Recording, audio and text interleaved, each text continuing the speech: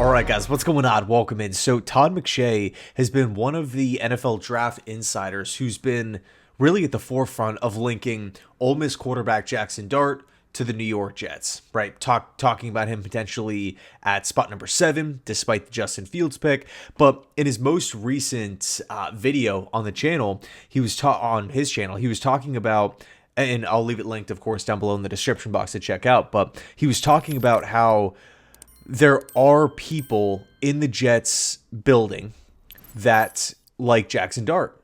And he threw out this idea of the Jets sticking at spot number 7 and drafting a piece, right? Membu, Warren, right? Drafting a piece at spot number 7 because, he was also talking about how the Jets realize that they need to continue to add talent to this, to the squad. And the Jets can get a really good football player at spot number 7. But he threw out this idea suggesting that the Jets can go with their piece at 7 and then come back, trade back into the first round for quarterback Jaxson Dart. Didn't give like an exact, scenario. Oh, the Jets are coming up to 19 with Tampa or 20 to Denver or, whatever it is for Jaxson Dart. Here are the picks that are going to be moved. It was just simply an idea. Like, hey, I wouldn't rule this thing out. Look, I got to be honest, right? And this is just my personal opinion, right? I'm just one person. I'm a nobody from nowhere, right?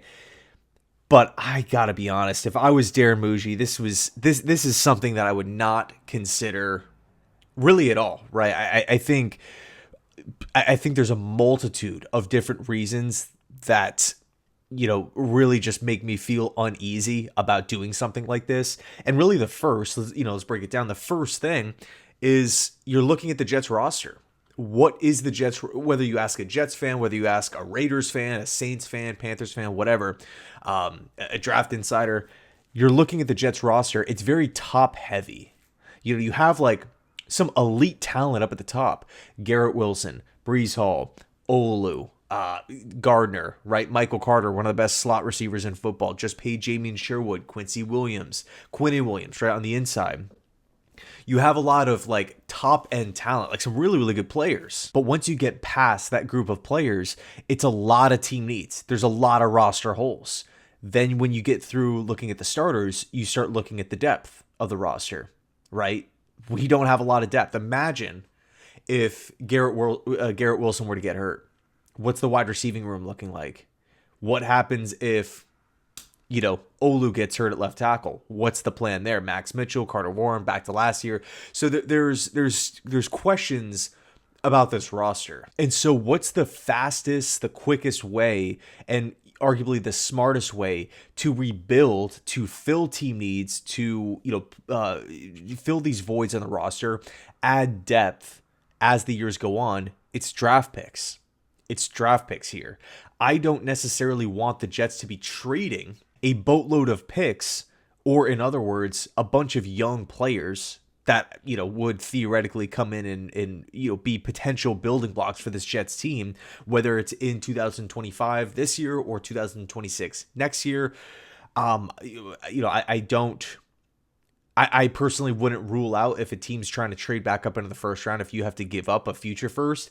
That's just something that I'm not really interested in, right? And the Jets are already at somewhat of a disadvantage because we've been trading picks. Not only has Joe Douglas, all his picks flipped over for Aaron Rodgers, we traded a higher pick for Devontae Adams, we traded a pick for Hassan Reddick, and the Jets are going to, kind of have to, that pick was in 2026, right? So that's still, we're entering next year at a slight disadvantage when you're just talking about a total pick number.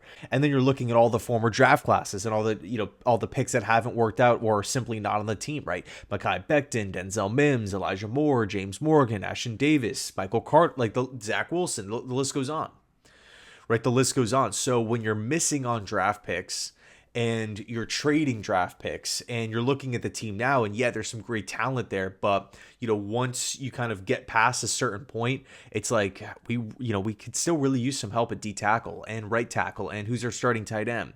What happens at wide receiver, right? Outside of Garrett Wilson and, Corley's a bit of a question mark at this point. Strong safety, rotational edge rusher, right? Is Rashad Weaver going to come in and, fill that, that need, or do we have to add someone else?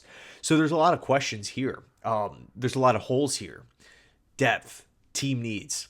I don't want to take a handful of these young players, draft picks, and just give them to another team for a quarterback in Jaxson Dart, who I think if Dart lands in the right area, people are saying LA Rams or the Pittsburgh Steelers, if he's walking into a situation with, an established culture, established head coach, you have some offensive weapons, you're going to have some protection.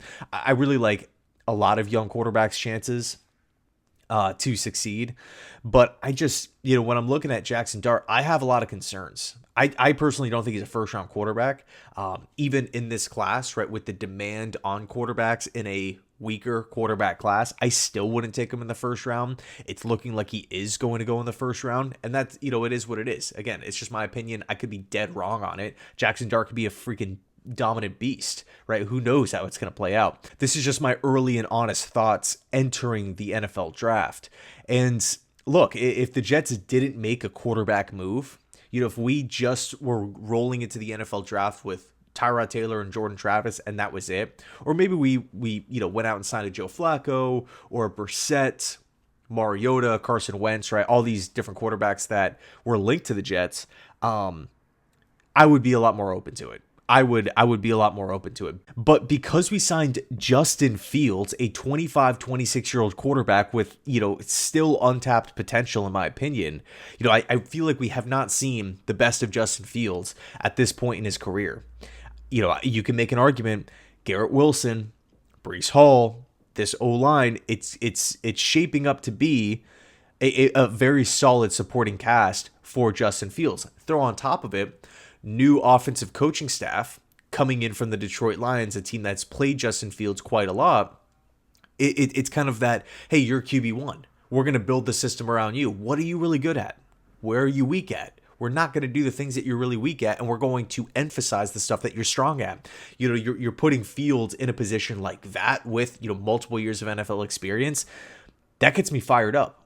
And who knows, maybe Fields doesn't work out and the Jets are moving on a year or two from now. But I just feel like, if we want to target a developmental quarterback, it should be in day 3 of the NFL draft, because they wouldn't be coming in with this immense expectation. If the Jets trade up for Jaxson Dart or any quarterback right in the first round, could you imagine just the media attention, the media headlines? If Fields, where everyone, we're looking at like training camp stats. Oh, Justin Fields had a down day. Well, what about Jaxson Dart? Is he going to overtake Fields? When is Dart going to play? Is it going to be a redshirt year, or is he going to be on Fields' tail and Justin's going to be constantly looking over his shoulder? What was one of the biggest issues, or reportedly, what was one of the areas of concern for Justin Fields re-signing in Pittsburgh? It's the fact that they benched him last season and he didn't know if the Steelers were going to, maybe try to go out and snag that quarterback in the first round to then, succeed Justin Fields maybe again, right? Like have like a Russell Wilson situation thing play out again. And, with the Jets, you didn't really, like you got to imagine, okay, my concern with that is probably, to a lesser degree with the Jets. So to see a team like that just double dip at the quarterback position, especially with, someone like Dart, who, it would be one thing if we're talking about trading up to spot number 1 for Cam Ward. That way, okay, you know what, like from a prospect perspective, it's a little bit different.